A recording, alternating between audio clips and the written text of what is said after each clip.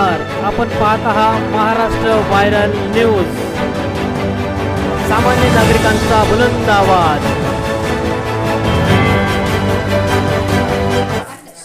भारताचं विद्यापीठ रमाई या महाकाव्य ग्रंथाचे